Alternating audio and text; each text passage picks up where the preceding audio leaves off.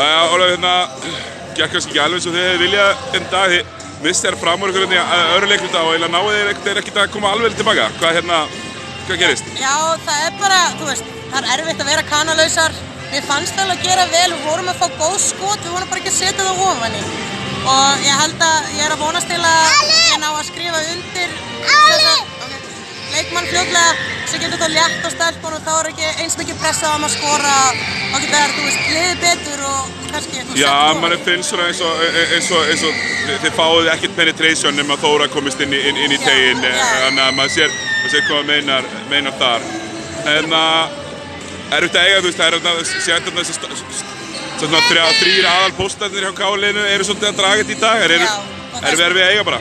Það eru alltaf erfið að vega, þetta eru tveir af bestu erlendu leikmönnum Íslands og eru með Hildi sem er bara algjör klettur þarna í hörninni og það voru svolítið að halda í ykkur og berjast og glíma og mér finnst það bara gott, við höfum gott að því, mér fannst við gerum mjög flott og margt sem við getum lært af og líka margt sem við getum byggt á, ég er bara stolt af þeim og þó ég veit að við getum unnið að leik með aðeins meira, þú veist.